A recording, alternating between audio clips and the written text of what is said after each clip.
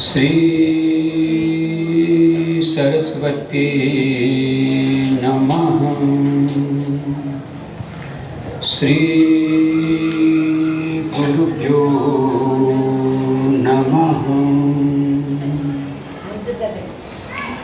वक्रतुंड महाकाय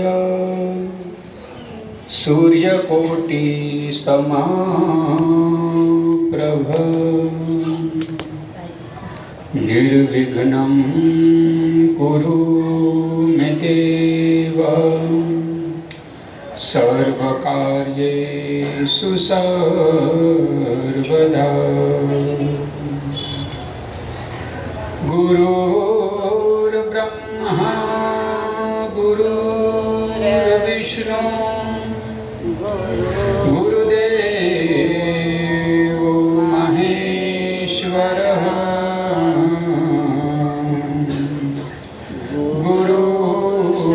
साक्षात् परब्रह्मा तस्मै श्री गुरुवे नमः। तस्मै श्री गुरुवे नमः। बोलो सोमनाथ महादेव की जय, सद्गुरुदेव की जय। ओम नमः पार्वती पतये हर हर महादेव। नमः शिवाय। ओम नमः शिवाय। हर हर भोले नमः शिवाय। नमः शिवाय। ओम नमः शिवाय। हर हर भोले नमः शिवाय। नमः शिवाय। ओम नमः शिवाय। हर हर भोले नमः शिवाय।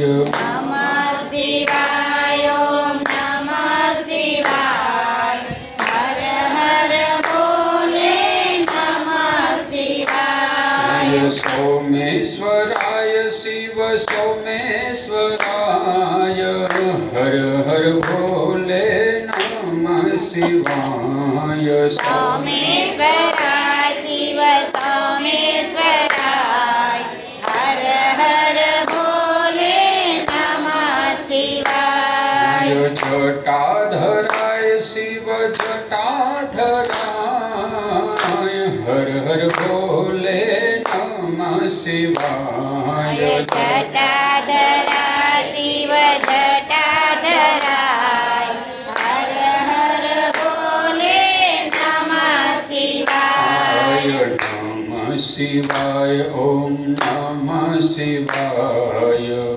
हर हर भोले नमः शिवाय। नमः शिवाय। ओम नमः शिवाय।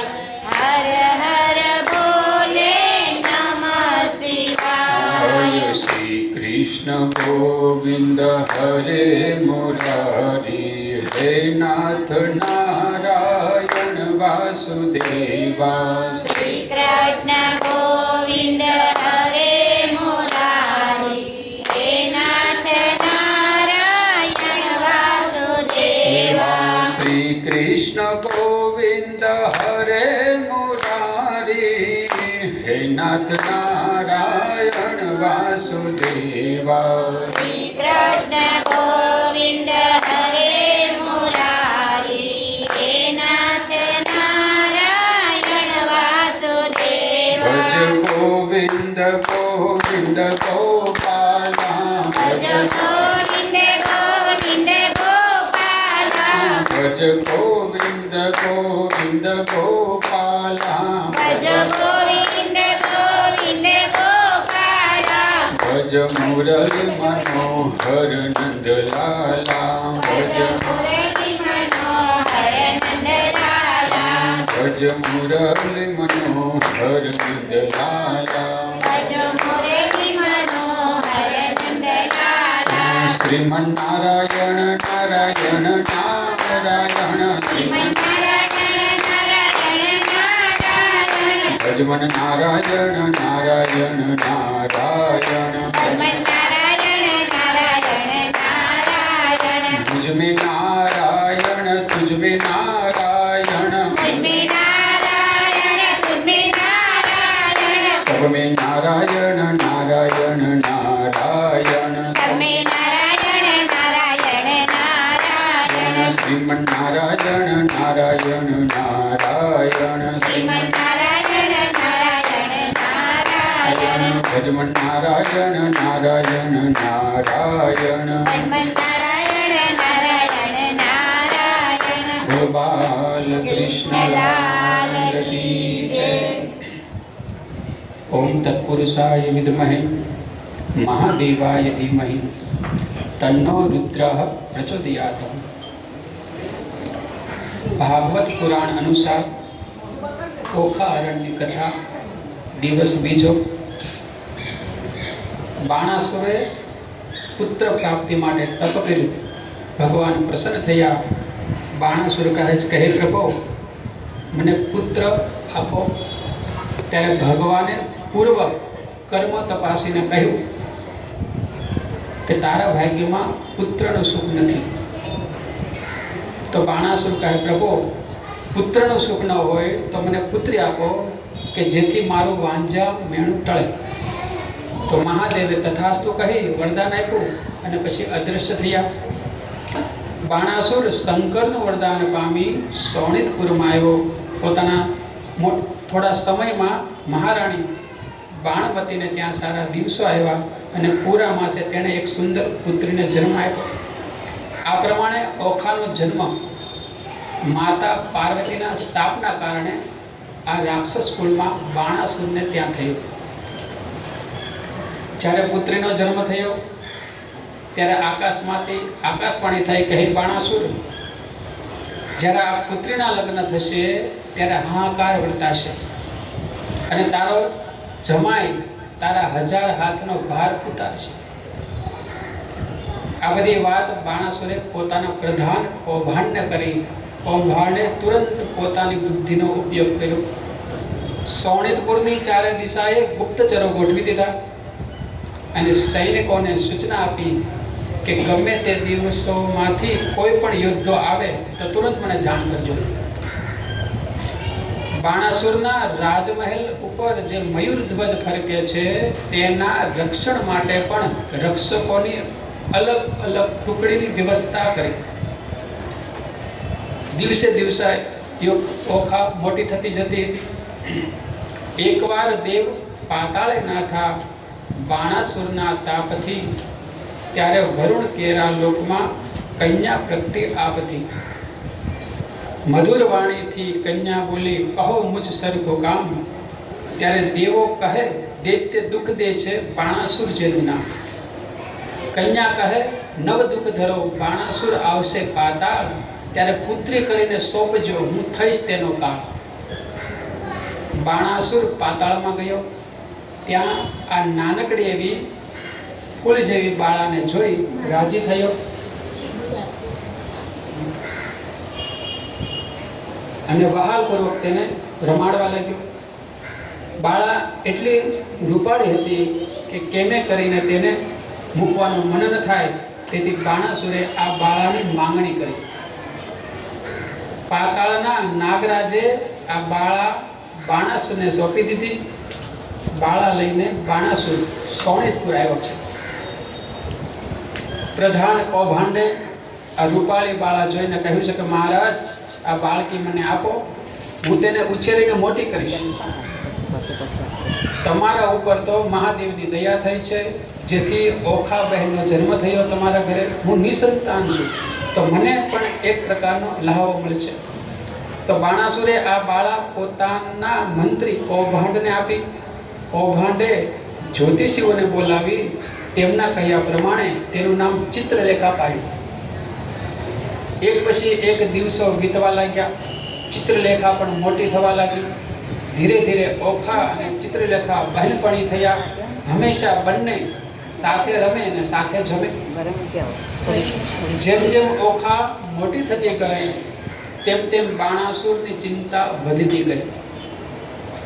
ઓખાને રહેવા માટે એક મહેલ ચણાવ્યો હતો અને તેને તેમાં રાખી તેની બહેનપણી પણ ચિત્રલેખાને પણ તેની સાથે મૂકી. મહેલને ભરતા રક્ષકો મૂકી તેમને સાવધાન રહેવાની સૂચના અપાઈ. મહેલમાં બધી જ સુખ સગવડ હતી. ઓખાને જે જોઈએ તે ઘડીકમાં પહોંચી જતી. ચિત્રલેખા અને ઓખા આનંદ પ્રમોદમાં દિવસો વિતાવે છે.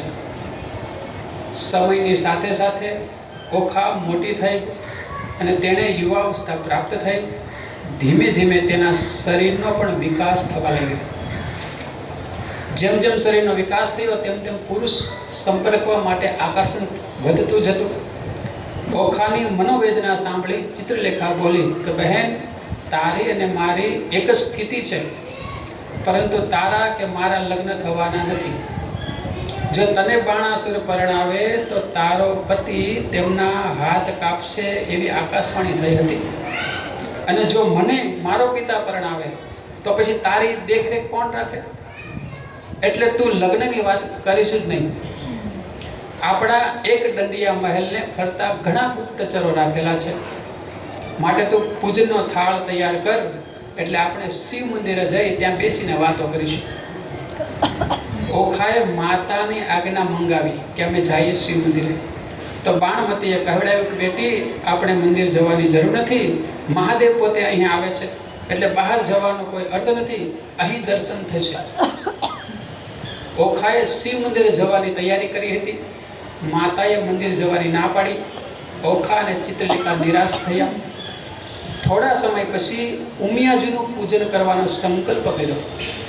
ત્યારે બાણમતીએ ઉમિયાજીનું પૂજન કરવાની રજા આપી. ઓખા પૂજાનો થાળ લઈ સખીઓ સાથે ગંગા કાંઠે જાય છે. ચિત્રલેખાને કહે, ઓખાય ચાલો સંયત પૂજ્ય ઉમિયાઈ, ચંદન પાત્ર, કુસુમના હાર, શ્રીફળ, પોપટ, મૂક્યા સાર, નૈવેદ્ય, બિજોરા ને શર્કરા સાર, પૂજા થાળ ગ્રહી કરનાર, ઉપહાર લઈને ચાલ્યા સતી, મનમાં વિરહની થઈ ચટપટી. ગંગા નહાવા ગયા ઉમિયામાત, ઓખા ચિત્રલેખાએ જાણી વાત, સંગાથે લીધી સહસ્ર સખી, બાંધી આયુધ અબલા અંગ રખી. ઓખાએ ઉમિયા માતાની પૂજા કરી. ઉમિયા દેવી પ્રસન્ન થયા. વરદાન માંગવા કહ્યું. કન્યા કહે રૂપ કંદર્પ કોડ, એવા વરની માંગુ છોડ. ઉમિયા દેવીએ 3 વરના વરદાન આપ્યા. ઓકા કહે કર્મે દઈ હાથ, 3 નાર તે મહા ઉત્પાત. મારે 3 વર નથી જોઈતા, મારે તો એક જ શુભ વરની ઈચ્છા છે. તો ઉમિયા દેવી કહે કે જો તારે શુભ સ્વામીની ઈચ્છા હોય તો અલુણા વ્રત કરજે. શુભ સ્વામી ઈચ્છે જો તરત, તો જય કરજે અલુણા વ્રત. ઓખાને માતા ઉમિયાજીએ 3 વરના વરદાન આપ્યા. એ વાતની બાણાસુરને જાણ થઈ. બાણાસુરને ક્રોધ ચડ્યો અને ખડક ખેંચી પુત્રીની હત્યા કરવા તૈયાર થઈ. તે વખતે ગુરુ શુક્રાચાર્ય ત્યાં દોડી આવ્યા. બાણાસુરને આશ્વાસન આપી શાંત કર્યા. શુક્રાચાર્ય કહે કે રાજા, જો પિતા પોતાના હાથે કન્યાદાન કરે ને તો તેને કોટી યજ્ઞનું ફળ મળે, પરંતુ જે ભવિષ્ય લખાયેલું છે તે કોઈથી ટાળ્યું ટળતું નથી. દિવસે દિવસે ઓખા સોહામણી બનતી જતી હતી. ચિત્રલેખાનું રૂપ પણ 16 કળાએ ખીલતું હતું. ઓખાને કારણે વિના શણગાર સજતી જોઈ ચિત્રલેખા વ્યંગમાં બોલી કે આમ બંને સખીઓ એકબીજા સાથે આનંદ પ્રમોદ કરી હૈયું હળવું કરી લેતી. ઓખાનું હૃદય સખી સંયોર અને શાસ્ત્રે જતી જોઈ આકુળ વ્યાકુળ થઈ જતું. ચિત્રલેખા કહે, બહેન ઓખા, મારા પિતાએ મને તારા રક્ષણ માટે અહીં મૂકી છે, માટે તું ઉતાવળી પગલું ભરવાની વાત કરીશ નહીં. જેમ તારો હૈયો આકુળ વ્યાકુળ થાય છે તેમ મારું હૃદય પણ અકળામણ અનુભવે છે. હવે તો આપણે ગૌરી વ્રત કરી ગૌરી માતાના શરણે ગયા વિના ઉદ્ધાર નથી. ગૌરી મૈયા આપણી મનોકામના પૂર્ણ કરશે. ઓખા અને ચિત્રલેખા ગૌરી માતા પાસે જઈ પ્રાર્થના કરે છે. જય જય ગિરિબર રાજ કિશોરી જય મહેશ મુખ ચંદ્ર ચકોરી જય ગજ બદન ષડાનંદ માતા જગત જનની દામિની દૂતિ ગાથા નહીં તવ આદિ મધ્ય અવસાના અમિત પ્રભાવ બેનું નહીં જાના ભવ ભવ વિભવ પરાભવકારિણી વિશ્વ વિમોહતી સ્વબસ વિહારિણી. આ રીતે ભવાનીની સ્તુતિ કરી ઓખા અને ચિત્રલેખા ગૌરી પૂજન કરી ઘરે પાછા આવે છે. મનમાં અનેક મનોરથ ઘડતા ઘડતા બંને બહેનપણીઓ પથારીમાં પડી. ક્યારે સવાર થયું ખબર ન પડી. જ્યારે રાજમહેલમાં બીજા પ્રહરના ચોઘડિયા વાગી ઉઠ્યા ત્યારે ઓખાએ આંખ ઉઘાડી. તેણે રાત્રે એક અદ્ભુત સ્વપ્ન જોયું હતું, તેથી તે ચારે બાજુ જોવા લાગી. ચિત્રલેખા પોતાની બહેનપણીની ચિત્તભ્રમ જેવી દશા જોઈ ચિંતામાં પડી. ઓખા ચિત્રલેખા પાસે દોડી ગઈ અને તેના ખોળામાં માથું મૂકી પોતાના સ્વપ્નની વાત કહેવા લાગી કે આજના પ્રભાતથી જ મારું મન વ્યગ્ર બની ગયું છે. શું કારણ છે વ્યગ્રતાનું? ઓખા કહે કે સ્વપ્ન. ગઈકાલે મને એક સોહામનું સપન આવ્યું હતું. સપનમાં મેં જે કોઈ રાજકુમાર જોયો તેને હું વિસરી શકતી નથી, ભૂલી શકતી નથી. તેનું વારંવાર થતું સ્મરણ મારા મનને મથી રહ્યું છે. હવે તું જ તેનો ઉપાય બતાવ. ઓખાએ ચારેય બાજુ દ્રષ્ટિ ફેરવી અને હળવેથી ઊભી થઈ પોતાના ખંડના બારણા બંધ કરી દીધા અને કોઈ ન સાંભળે તેમ સપનીની વાત ચિત્રલેખાને કહેવા લાગી. ઓખાનો મનોહર સપન સાંભળી ચિત્રલેખા હસવા લાગી અને બોલી કે આ ઉંમરે આવા સપના આવે, મને પણ કોઈક વાર આવા સપના સતાવે છે. ઓખાને લાગ્યું કે ચિત્રલેખા પોતાની વાતની ઉપેક્ષા કરી રહી છે, તેથી તે બોલી કે ચિત્રલેખા, તને પણ જો આવા સપના આવતા હોય તો તું તારા મનને કેવી રીતે શાંત કરે છે?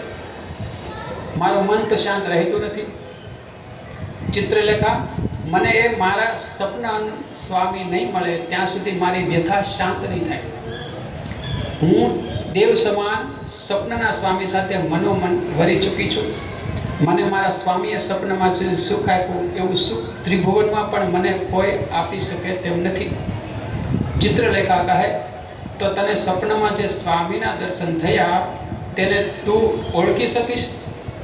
ઓખા કહે કે સખી, ઓળખવાની વાત શું કરે, એ તો મારા મનમાંથી ઘૂસાય તેમ નથી. તેની મૂર્તિ મારી આંખોની સામે અત્યારે પણ દેખાય છે. તો ચિત્રલેખા કહે, બહેન, સપનું સાચું ન હોય. એક રાજા હતો, તે રાજ્ય પામ્યો સપનાંતર મોજાર. હસ્તી ઝૂલે ને તેને બારણે રથ ઘોડા પરમ વિશાળ. જાગીને જોવે ત્યારે ગાધેવ ન મળે એક સપનું, ગાધવ ન મળે એક સપનું સાચું ન હોય. બીજું દ્રષ્ટાંત આપ્યું કે એક મૂર્ખ હતો, તે સપનાંતરમાં ભણ્યો વેદ પુરાણ.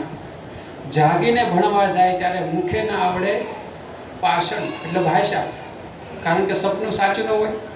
એક વાણિયો તે સપનાંતરમાં વેગે પામ્યો બાળ. જાગીને જ્યારે જોવા જાય ત્યારે કોનું લાવે બાળ? સપનામાં પુત્રની પ્રાપ્તિ થાય પણ જાગ્યા પછી દેખાય નહીં. સપનામાં વેદ પુરાણ જો ભણ્યા હોય પણ જાગ્યા પછી કાંઈ વેદ પુરાણ કાંઈ જીવેનો મંત્ર ઉચ્ચારણ થાય. ચિત્રલેખાએ ઓખાને ઘણું સમજાવ્યું કે સપન સાચું ન હોય, સપનામાં જ તને દર્શન થયું તે ભૂલી જાય. ઓખા બાળકની હટ કરવા લાગી અને કહે છે કે બહેન ચિત્રલેખા, તું તો સાક્ષાત વિધાત્રી છે, મારું ભાગ્ય તારા હાથમાં છે. તું ગમે તે ઉપાય કરી મારો સપનાનો સ્વામી મને મેળવી આપ. ઓખાની મનોવેદના ચિત્રલેખા સમજી ગઈ અને પાટી લઈ બાજોટ ઉપર મૂકી અને જુદા જુદા ચિત્રો ચિત્રવા લાગી. ચિત્ર ચાલીને, વાતો વાળીને, રંગ ભેદીને, પટ મેલીને, લેખણ લાવીને, કર્મા સાહીને, રંગ ભરતી રે, ચિત્ર કરતી રે. હવે સ્વર્ગના લોક લખાય રે. લખ્યા સ્વર્ગના લોકના રાય, સુરલોક લખ્યા અસુર લોક